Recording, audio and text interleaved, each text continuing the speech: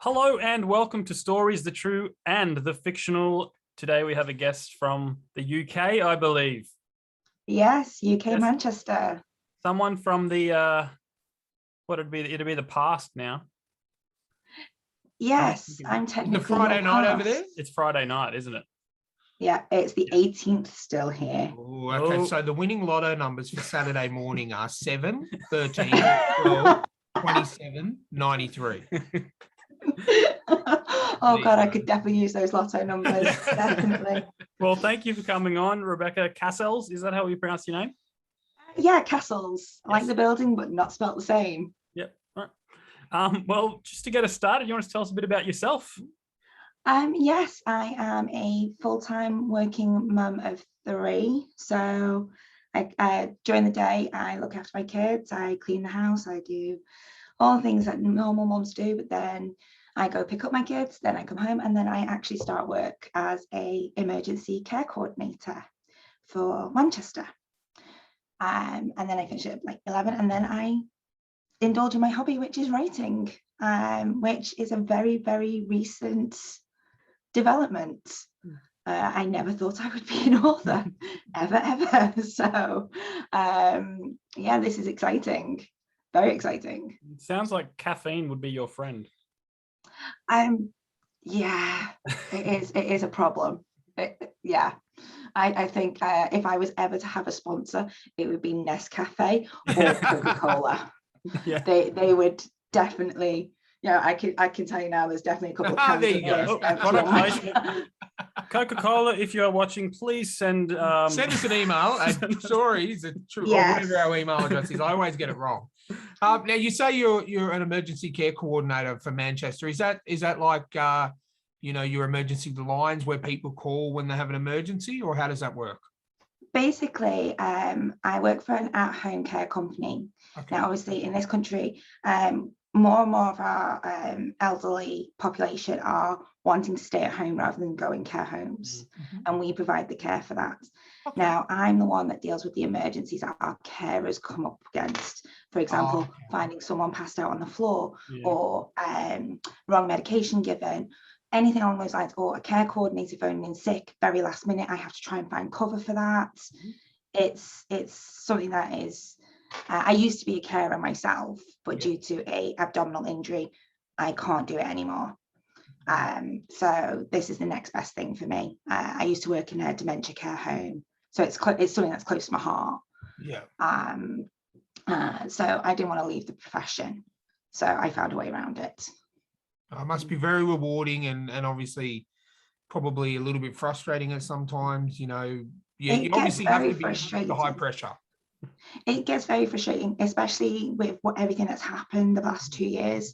We are so short-staffed for care workers. I mean, seriously, if anyone in the UK is listening to this and lives in Manchester and needs a job, go for a care worker job. We need you, So it is a very frustrating job when we've got so many people who need the help. Like, for example, I've even got a family member who is stuck in hospital because we haven't got enough carers to look after them when they come home. Yeah. I mean, it's obviously, it's a job that you're always going to need people for. I mean, it's the same over in Australia. One of our best mates, his wife's a nurse, and, like that. I think it's a profession that just needs more support from the government and more, more people in genuine coming on board, I think people look at it as a degrading job because no one wants to, they think of nursing, doctors, things like that, but care staff, they're just as needed and just as much wanted, but they're the ones that are on the lowest pay and are the least thanked, I think, in my humble opinion, So I would do anything for my care workers who are out there working. You can ask any of the care workers that work in Manchester. They know my voice. They know that when they ring and they get Rebecca, they know they can trust me to help them because they deserve the help. Yeah, excellent. No, I just had to ask the question because I think it's very, very noble work, and anything we can do to get the word out for more people to sign up and give everyone a hand, we want to help too. So. I agree. Everyone should be able to do what they want to do in life. But when you can't do that and you're trying to get a job, do something else in the meantime. Exactly. 100%. Don't sit on your hands. Yes, I agree. What do you say we lighten the mood? Yes, please. Please. We've got some icebreakers. So we're going to hit you with them now if you're ready. Yes. All right. Well, if you could get rid of one thing in the world, what would it be? It would be sleep. Yep.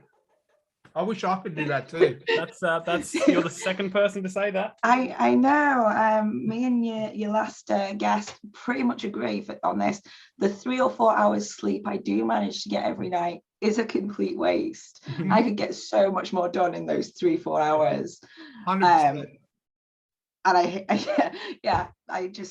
I would get rid of sleep. I'm not even a writer. The amount of stuff we would get done. Yeah. Oh, definitely. I'm not even a writer, and I want to get rid of sleep because, working full time, there's just not enough. I've got so many movies and TV shows and games that I haven't been able to touch because of this stupid thing called 8 hours of sleep. Like it's ridiculous. I'll get up early. I'll get up at like 3-4 o'clock in the morning if there's a show that I just can't, or like a movie that I just need to watch. I'll just get up. I'll just bugger it. Well, I'm up most of the night anyway, and with having 3 kids all under the age of, when at one point they were all under the age of 4. Oh God. Sleep became very much a luxury, something that I didn't depend on when I first had my children. I love them to bits. I will state that now. I do love my children. Just in case they listen back. But having more than 1 or 2, that's when you finally realize sleep is overrated. Yeah. No, I agree. Yeah. Let's just pull together and get rid of sleep. Yes, please. All right, I understand the biological need for sleep. I really do. I understand the science behind it. But you've got to think, at least you'd think some show like Star Trek would have come up with a pill or a serum or an injection that would mean you didn't have to sleep. Yeah. Look, maybe in our lifetime we'll get to see that. Maybe when we're in our 80s, we can just stay up watching EastEnders and Coronation Street till our heart's content. Oh God, I'd be such a troublemaker at the age of 80. I can tell you that now. Well, see what I did there? I incorporated some UK TV into my housemate lives in. She's originally from Ireland, and she cannot stop watching EastEnders, Coronation Street, Emmerdale. I'm not a soap fan. No. I'm not a soap opera fan at all. I think the most I'll watch is Casualty. Yeah. Oh, Casualty. My dad loves Casualty, and he's. I do like Casualty. I love it when she watches it because I pick up some of the most amazing phrases that you guys use over there. Like I've never heard someone say when they want to take someone out the back of the pub, "I'm going to take you up the allotments." Yeah, I was like, I use that in everyday life. I actually have. I'm going to tell you this now. I have quite a few. Through the books, I've made quite a few friends in America. Yeah. And I've somehow become an admin for this romantic fan group for Blue Moon series on Dream because I love that author. Yeah. And I somehow became an admin for that group. And me and the admins, we were all talking. I'm the only British one. And I spent literally the first month explaining my language to these people. and they'd never heard of Hundreds and Thousands. Really? And it ended up with us having a virtual party themed on Hundreds and Thousands. We had tots with sprinkles all over and tats and everything virtually online. It was amazing. Well, at least you don't have to worry about that with us. I was brought up on Hundreds and Thousands of birthday parties on bread and fairy bread, yeah. So we're all across 100,000 over here. Yeah. So they had no idea. They don't know what gammon is. Oh, yes. So no, it's been stupid fun. Americans. Unless you're American and you're listening to this. I'm just saying, at least I want them to like me. Yeah. And I think last time I looked at the stats, at least 48% of our listeners are from. Okay. We would like to take this moment to apologize to you, America. I'd like to apologize for my friends and my family and my American friends that I used it. Yeah, let's not worry about that. Anyway, the next question. I always like this question. Tell me something that's on your bucket list. I actually have two. Yeah. One is very personal to me, and that is I would like to be able to travel to meet all of my brownies. Anyone who's read the first book understands the significance of brownies to me. Yeah. Hashtag for chapter 42. And it became this whole thing where you will never ever read my book and look at brownies the same way again. And the original girls that I went on this group and said, listen, I'm just starting out as an author. Could I ask some of you ladies to join me in this group to read the first couple of chapters, see if it's actually worth anything? Otherwise, I'm not going to carry on. So I created a group, and about 5 or 6 of these ladies became pretty much invaluable to me overnight. And the group ended up being called Brownie Fans. Okay. Now there's about 12 of them by now, because over the time I've met more people. I even have a friend, Brandon Wayne Phillips, who I've met, who's another author, and Kelly K. Hauser, who are authors. They're all on there. And I want to be able to go and meet them all in person and give them signed copies of the book. You know, they're all over the place. My editor, who I found through this process, Kemily, she's in Brazil. I've got Lils in Sweden. I've got Brandon and Deborah and Kelly and all sorts of people in America. I want to go see them. I really do. That's a really good. I think that's probably one of the most heartfelt things we've had on someone mentioned on their bucket list. I think that's really good. Yeah, I mean, the other more realistic one is I have an absolute hero who is in Britain. So it's more likely I will bump into this person on the street. And it's a UK comedian, Sophie Mccartney. Sorry, again, tongue-tied. Sophie Mccartney. Okay. I don't know if you've heard of her. I honestly haven't, but... she is a comedian here in England, and she's a mother.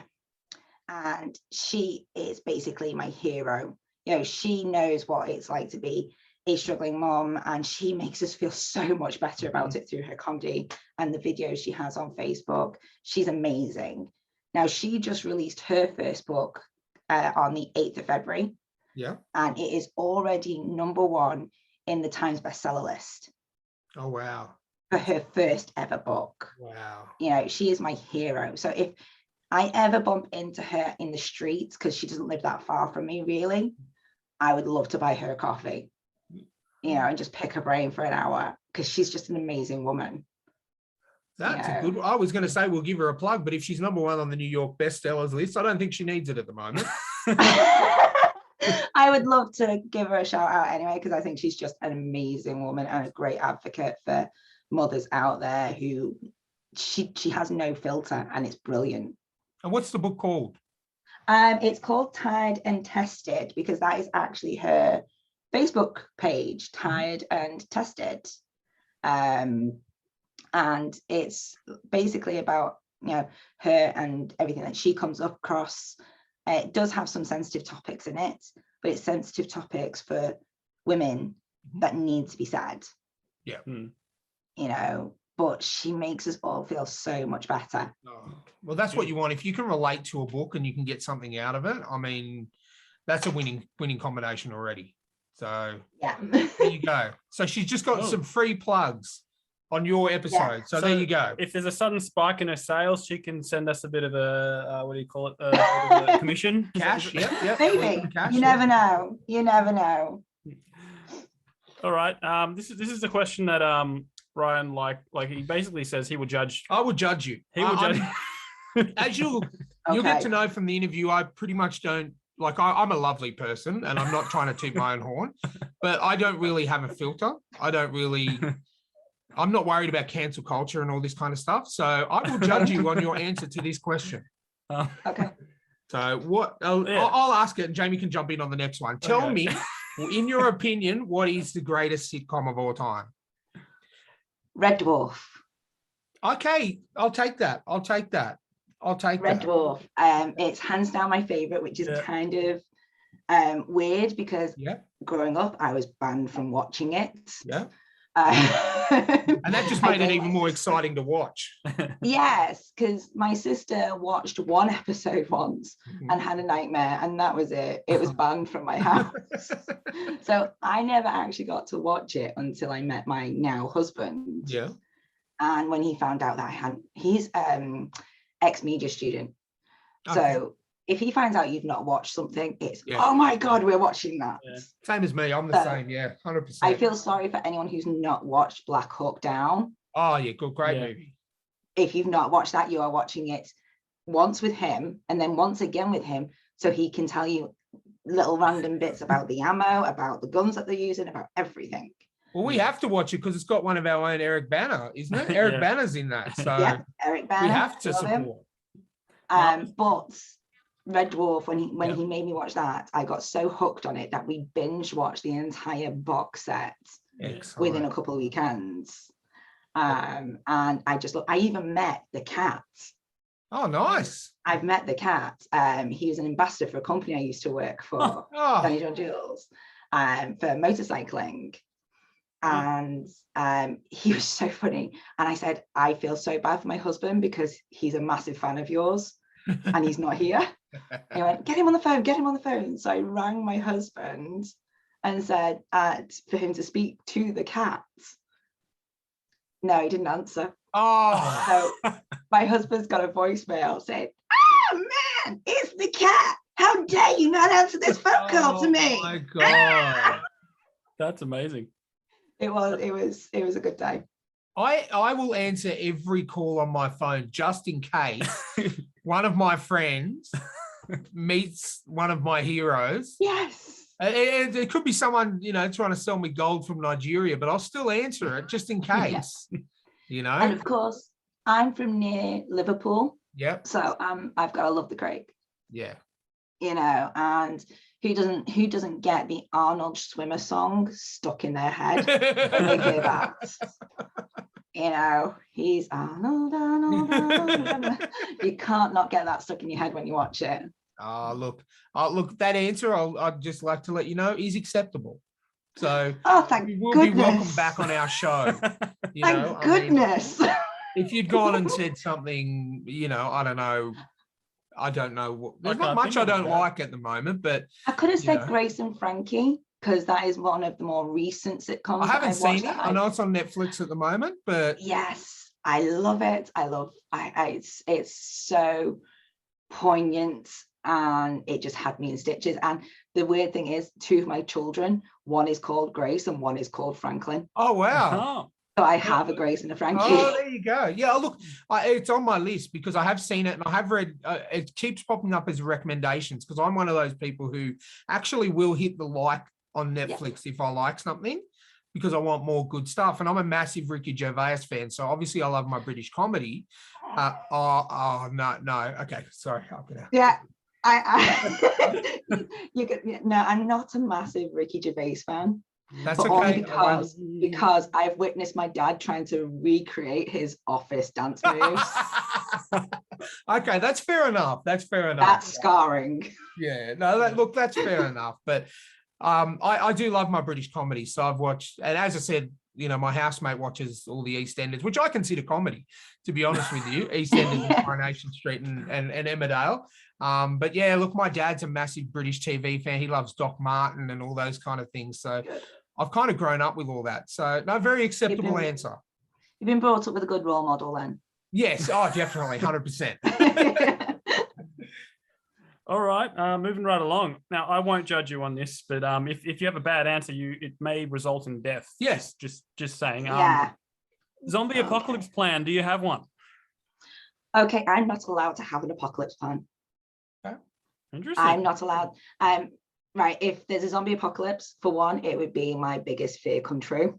Oh, really? And I mean biggest fear. My husband he's a big, massive zombie film fan. He loves The Walking Dead and Dawn of the Dead and all this lot. But I have a rule: if we're watching a zombie film, it has to be during daylight, and it has to be after. We have to watch a comedy after, otherwise I'm not sleeping that night. Oh wow! Okay. And he twitches in his sleep. So when we've watched something like that, zombie, yeah. and I think I go, and I whacked him on the head once. He didn't wake up, but he woke up the next day going, why is my jaw hurting? So I am really, really afraid of zombies, but I'm not allowed to have a plan. My husband has the plan. Oh, okay. My husband says I am to bunker where, somewhere safe in the initial outbreak. Yep. He is going to go and get my kids first because they are the priority. And then he's going to come get me. Oh. And he knows exactly where we're going up in Scotland. Yep. To bunker down and grow our own veg and basically, raid an empty MOD base for weaponry. Yeah.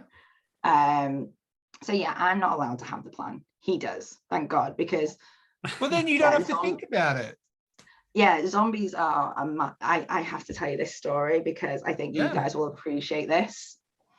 Have you ever played the game Left 4 Dead?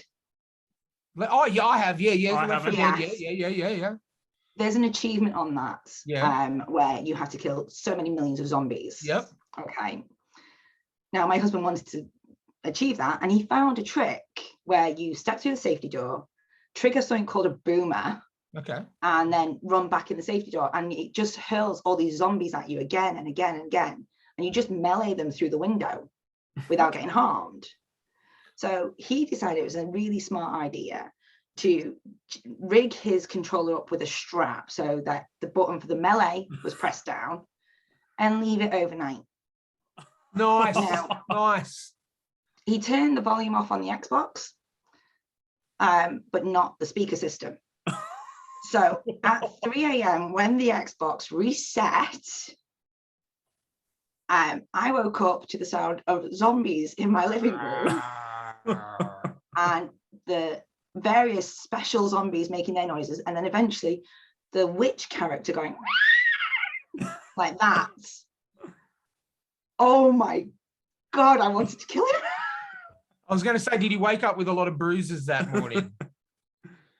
He couldn't walk the next day. I'll put it that way. Couldn't walk the next day. Oh wow! Well, I'm a massive horror fan, so I am the kind of person who will watch zombie movies. The movie I got up this morning at 4:30 to watch was the new Texas Chainsaw Massacre movie. Don't watch it because it was rubbish, but that's another story. But yeah, I specifically will watch them before I go to bed because I like those kind of nightmares. Yeah, I will watch them with him. But because just during the day, I have to, but then I make him watch Tangled. Hey, nothing wrong with Tangled. That's a good movie. I know. I cried at that movie as well. The last good Disney Pixar yeah, movie. It is, isn't it? Just saying, last good. Everyone says they love Frozen, but they really don't. I'm just saying. No, Tangled for me. Where was Alan Menken in Frozen? Nowhere. It's got to be Mandy Moore in Tangled. I love it. You know what? This is the longest our icebreakers have gone for, and I sorry. No. I absolutely love it because normally we just get short answers and there's nothing really we can respond to. But I'm really you're doing a fantastic job. I absolutely love it. I just had to say that. I'm a chatterbox. No, that's fine. So am I. As you I come from a very loud family, and I'm normally the quiet one. So when I get the chance to speak, I speak. 100%. Well, this next one might have something to expand on. This is our last icebreaker question, okay? You've just received a call from Mr. Elon Musk. He said, look, I've just invented an electric time machine, and I want you to test drive it. What do you do and where do you go? Okay, I know exactly what I would do with that technology. I would grab all 3 of my kids, and I would go back to the last birthday party I had where all 4 of my grandparents were still alive. Oh. And I would let them play with my grandkids. Because my grandparents, I loved all 4 of my grandparents, all for different reasons. Yep. But especially my granddad Ron. Yep. And my great Grammy Sybil. The 2 of them were, one was the patriarch of my dad's side of the family, the other one was the matriarch of my mum's side of the family. And I come from a really big family. Yep. But my granddad Ron, he was that person in your life that you couldn't help but love and adore. Yeah. I still remember his voice, but he never read me bedtime stories. He made me bedtime stories. Yeah. He'd make them off the top of his head. And he would always cook me my favorite meal when I went round. despite my mum saying pancakes is not something you have for tea. You know, so no, my granddad Ron was a big influence, and unfortunately he passed away when I was like 11, sorry. And then there's my Grammy, who she's the type of granny everyone wants. Yeah. You know, so she got to meet one of my children, but she didn't get to meet the other two. Yeah. So I would just love to go back to the last birthday party where they were all there and let them play with my kids, and see that, you know, everything worked out well. You know, I'm good, I'm safe, I'm happy. That's what I want. That's so noble. I'm going to let you go back to last week as well and get the winning lotto numbers, okay? I'm going to let you do that. I'm not crying, you're crying. But no, I say that's probably that, honestly, knowing who I am, that's probably something. I lost my mum about 11 years ago, and my grandma about 5 years ago was my second mum. So I'd probably do something very similar. I don't have kids, but I'll take my cats. And but no, I can feel that very much. And just to put a little bit of a lighter spin on it, one thing you would have to worry about, make sure you don't talk to yourself at that party. Because that's fine. I was a self-obsessed kid. I would be off playing with my friends. That's fine. And I didn't have pink hair back then, so little me wouldn't understand who I am, I think. I hope. Well, I was going to say, because, you know, that's such a lovely thing to do. You wouldn't want it to cause the end of the world or anything like that. No, I wouldn't want to become my own grandmother or something like that. Yeah, exactly. Yeah. Yes. Look, honestly, I'm going to say we've done a fair few of these over the last couple of months, and those have been the best answers that we have had to the icebreakers. I really appreciate that. Thank you very much. That's very much appreciated as well. No, and now we're going to do the wonderful thing of talking about you. Oh God, yes. Me. Just want to tell us how you got into writing. Yeah. Okay, so growing up, I struggled with my English and reading and writing, to the point where my mum would actually speak to the teachers and say, you know, Rebecca's struggling. I would get, you know, perfect scores on maths. I loved art, French, you know, I do really well in school, but the one area I struggled with was reading and writing. But the teachers wouldn't believe her. They just said to her, and I quote, "She's just lazy." I would revise non-stop for my English GCSE exam, which is the main one you have in high school here. And I managed to scrape a C. Now, I'm more proud of that C grade English than I am of my A-star maths or my A-star art. Yeah, I didn't have to revise for them. They came really, really quickly and easily for me. But those exams, I would revise and not get anywhere. I felt like I wasn't getting anywhere, at least. Yeah. Well, I got to university and I did an art degree. And my university was actually quite on top of things. They realised that 1 in 3 art students are dyslexic. Right. So they screened for it. They asked us all to write an essay, hand it in, and it got monitored. And mine sent up big, massive red flags. So I went and got further testing, and it turned out I am actually dyslexic. Oh, wow. So 19 years old, I'm dyslexic. I didn't know what to do about it. I had to write a dissertation for my degree, and I finally got the help I needed. But I never did anything more with that. Now, over a decade later, lockdown happens here in the UK. I end up going from working in an office to working from home. Literally, I'm sitting where I work. I'm at home, and I'm sat at the same desk that I work from as an emergency care coordinator. So I was stuck at home with all 3 of my kids 24/7, and I was going out of my mind. I needed a hobby. I needed something to do because I'm a very social person. Going out and spending time with my friends, my family, it meant a lot to me. So I started reading on an app called Dream, if you've heard of it. Heard of it. I started reading a lot of stories on there to pass the time, you know. And eventually my own idea came into my head, and I just started writing it. And I cannot believe I wrote a whole novel in 2 months. Wow. Thank you, COVID. Yeah, it took me a whole year to write an 8,000 word essay dissertation for my degree, but this book came so naturally and so easy to me, and with, like I said, Kemley's help and all the brownies' help, it got there. And it's a massive achievement for me. Oh, definitely. And I actually want to take this book and go find my English teacher and say, tell me I'm lazy now. Yeah. That's what I was going to say. You should do that. Yeah. And then since then, I've written another 2 books over the past year. So I've written 3 books in the past year. My 4th one is coming out next month, hopefully. Wow. And for someone who does suffer from dyslexia, that is a massive achievement that you should be very proud of yourself.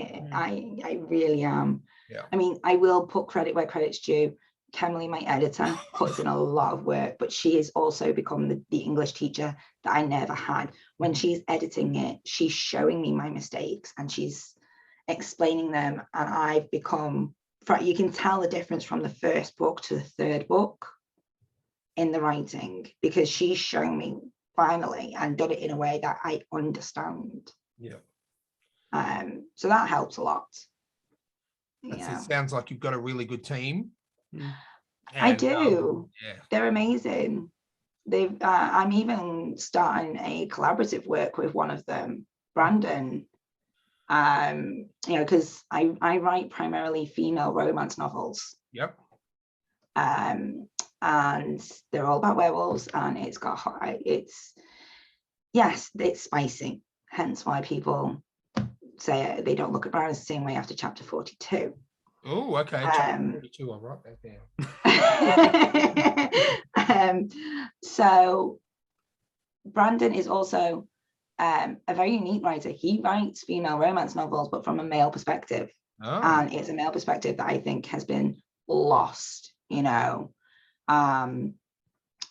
he's brought justice to the male perspective when it comes to romance. Yeah. Okay.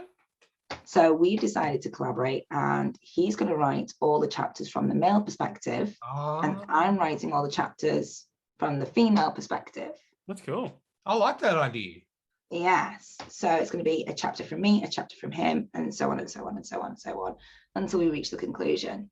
Oh, wow. So, yeah, I've got the 4 books that I've already done, but over the next 4 years, I've got the work with him that I'm doing, and I work with another author called Kelly.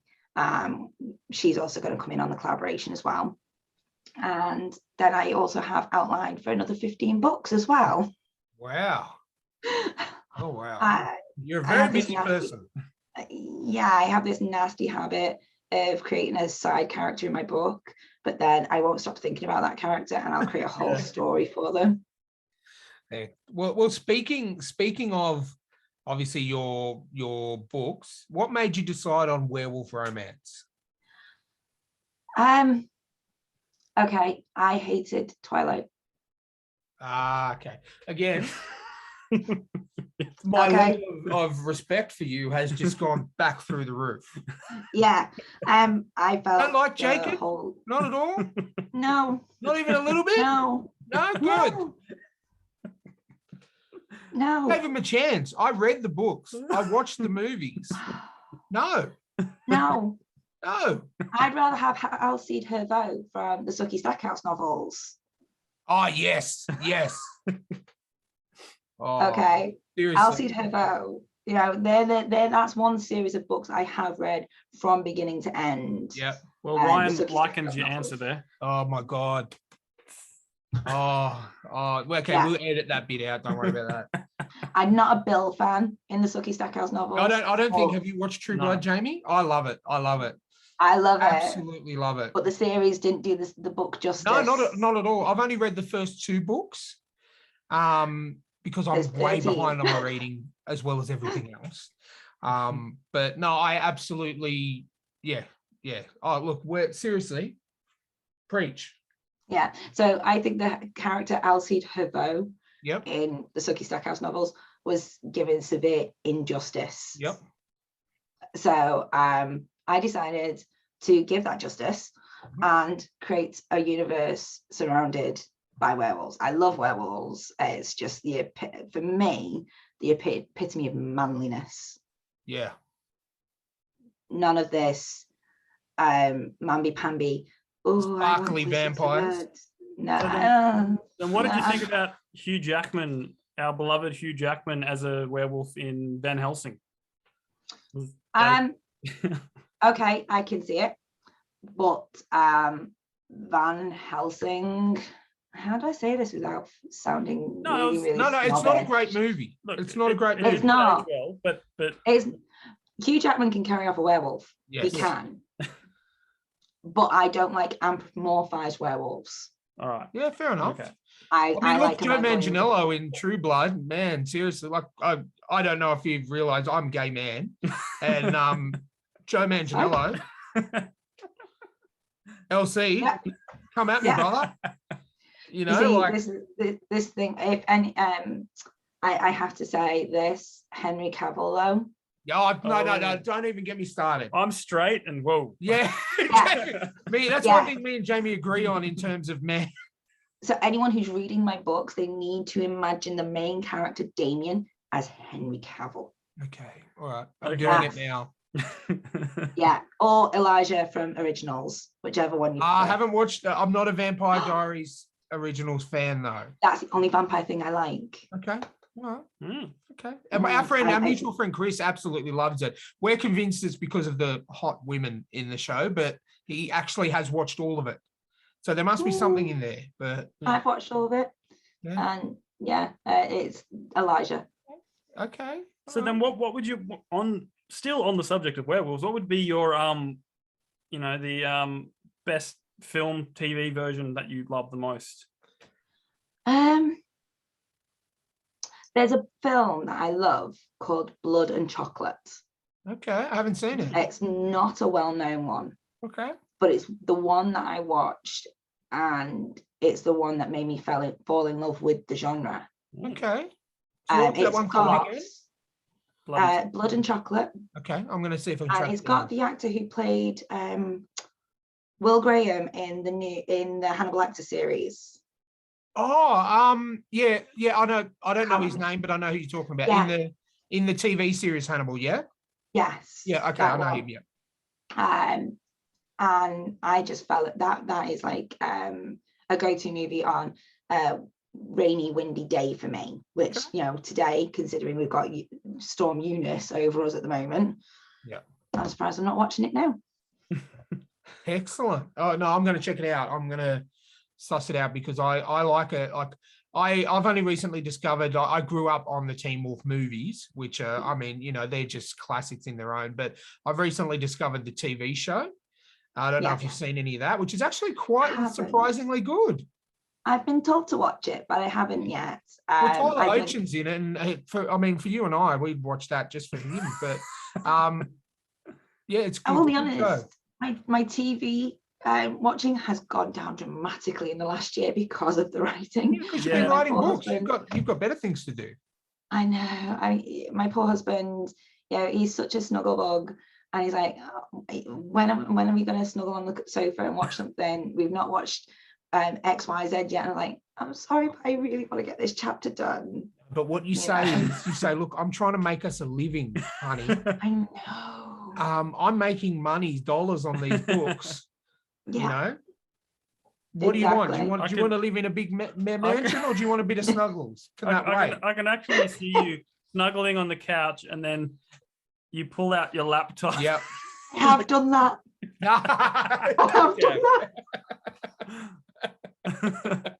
The laptop, it's actually up, and it's up in the bedroom at the moment because I sit up at night because he whines about me not being there to cuddle. So long as I'm upstairs typing away, he'll still cuddle me. See, that's possible.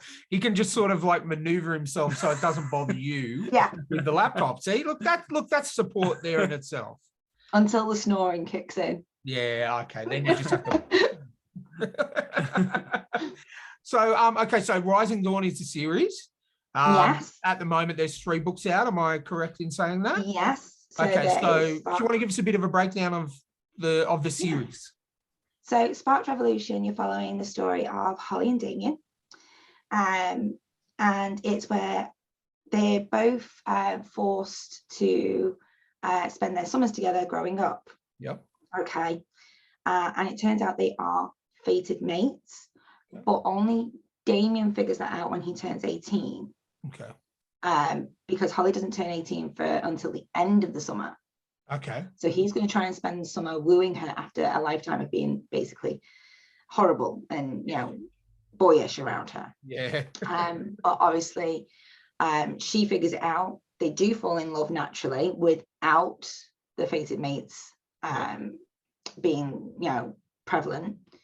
But by the time it comes to Holly turning 18, disaster strikes. I can't tell you how, why, what, when. But that's all in the first 28 chapters of the book. Now, along the way, you also meet their best friends and their supporting members. Because Damien is also the future alpha of his pack, and Holly is the future Luna. So you're following them and their love story, and also their friends' love stories. Because the one thing I like to do is I like to explore different types of love. Okay, so with Holly and Damien, you've got your very simple, very passionate love. Whereas with another character, Lucas and Felicity, Lucas is getting over a heartache, and Felicity is the light that helps him. Yeah. And then there's Micah and Katie, who have one of the more tragic starts to their relationships, but it's about him supporting her to feel comfortable in a relationship. So I do touch on some touchy subjects around love, but it's all about how men and women support each other. And it's not just about women changing men, but men changing women for the good. Oh, Being the support network that we need. Because every woman needs a man who supports her. Yeah. And with that support, we can accomplish anything. 100%. I've proven that myself. My husband supported me to do this, and I've accomplished something I never thought I would. No. So that's what my story tries to go into. It's not about necessarily werewolves, although it's basically what drives the story. It's the premise, but it's about the love for each other and how they fight for each other.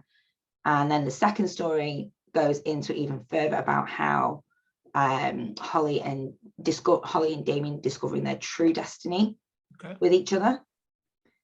And then the third book is them fulfilling that destiny and coming to terms with that destiny because they support each other. That sounds fantastic. And honestly, I'm not going to lie. When I read the blurbs of your book, I thought, look, this might not be my cup of tea. But you know what? Just after hearing you and talking to you about it, I will be adding the first one to my list.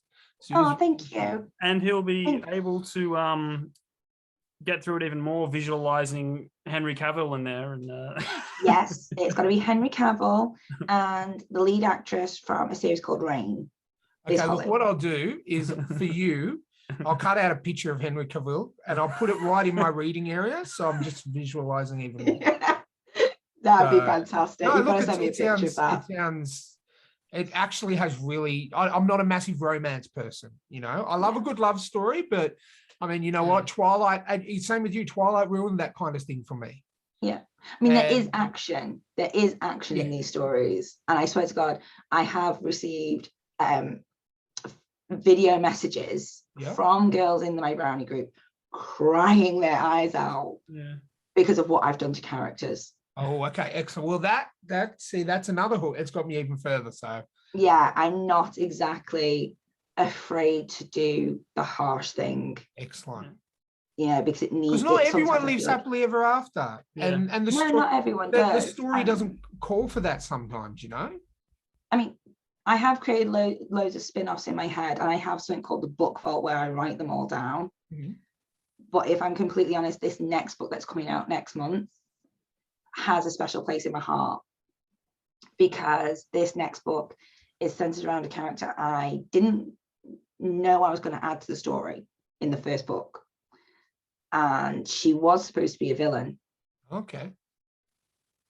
And technically she still is in this spin-off book, but only half of her is. The human half is the villain. The wolf half isn't.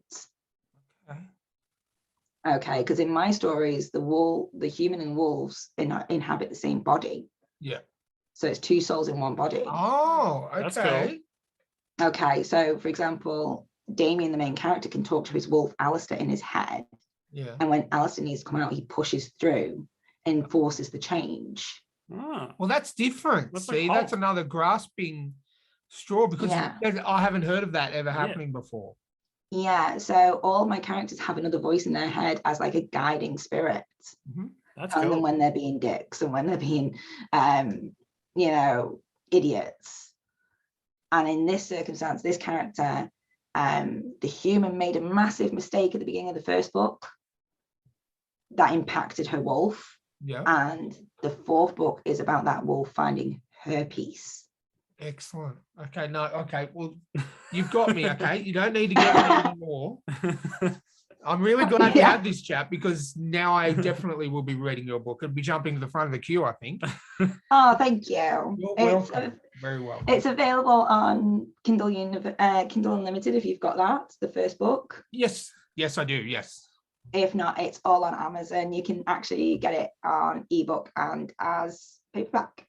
Well, to be honest with you, I do have Kindle Unlimited, but when I talk to authors when me and Jamie talk to authors, I generally will buy the ebook anyway, because I know, because Jamie's done his own book on Amazon, I know that you guys get the most money from the ebook. Yes. So that's why I generally just buy the ebook.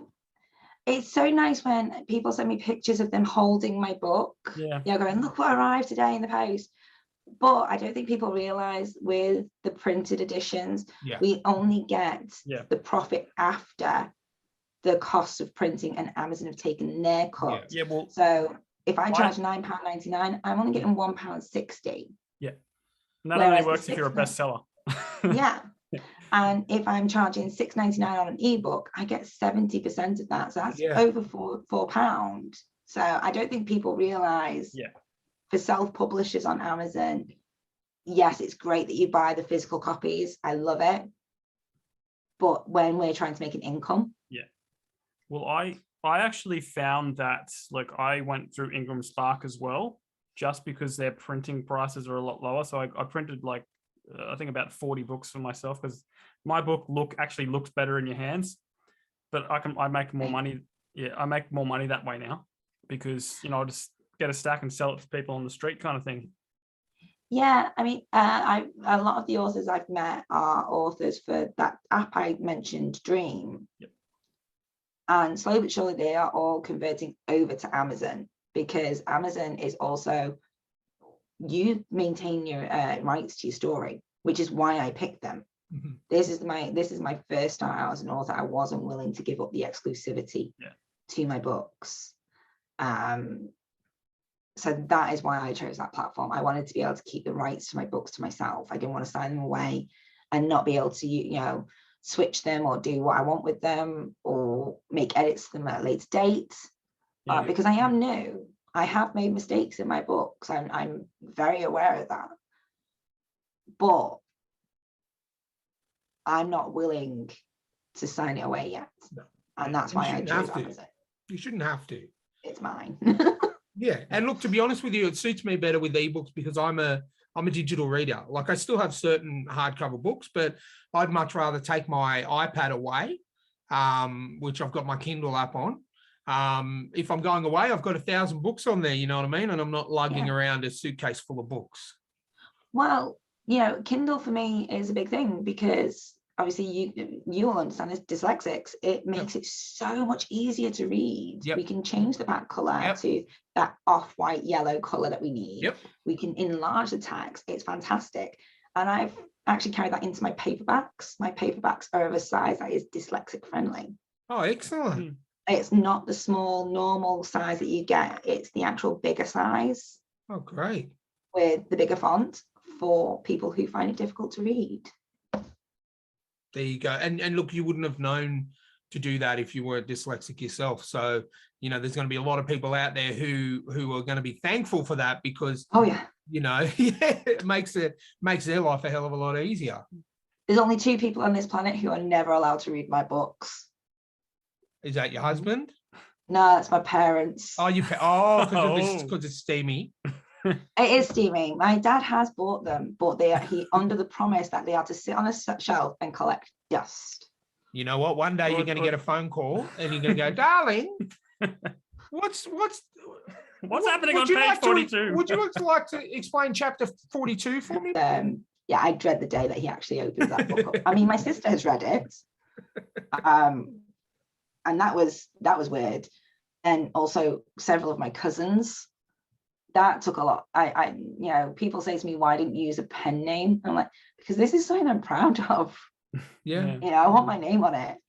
So I did forewarn all of my family that I'm writing these books and that they are not to read them. I love it. Do you ever put any lines in there like saying like, why are you reading this? Like secret messages to your parents in case they actually do read it? No, but I have put secret messages in there for my brownies. Oh. A lot of the characters are actually named after them now. Oh, lovely. That's cool. Camille is actually named after Kemily. Oh. And people like that. So a lot of them actually I actually had a contest on my page not too long ago saying I'm struggling for a name for a character. If you can come up with a fantastic name for their wolf, you will get your name as Ryan. the human. Ryan. I'm just trying to get that subliminal messaging. Ryan. Yeah. Henry's always in my head.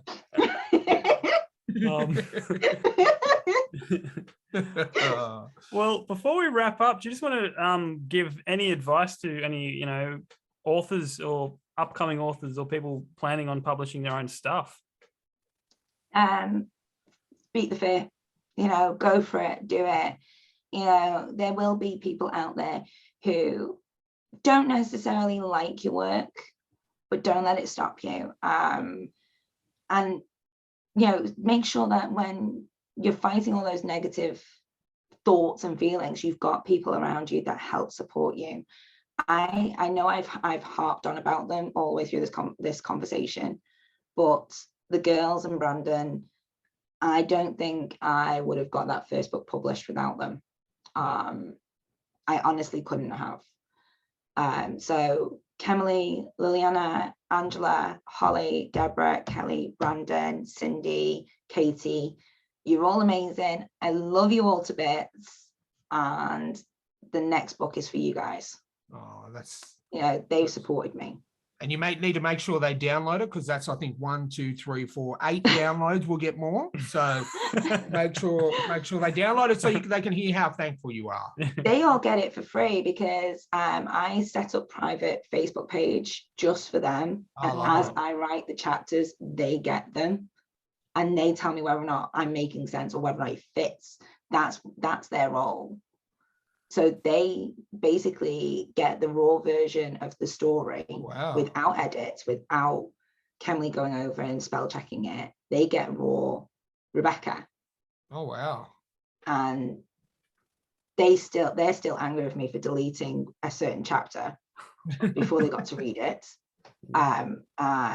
Trust me, if you...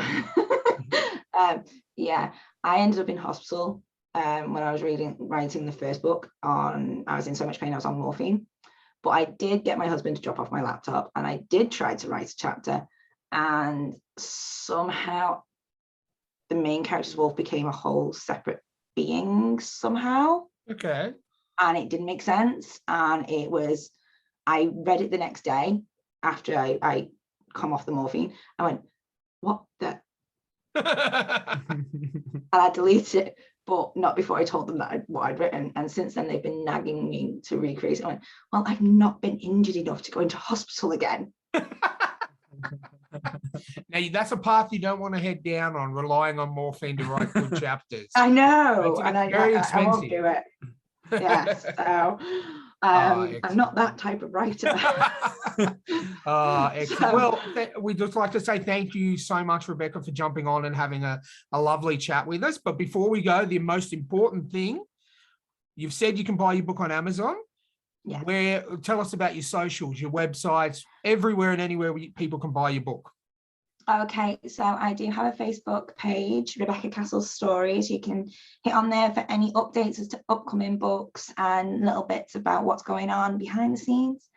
But then also the girls have created the Rising Dawn pack, where they go through, they basically analyze every chapter.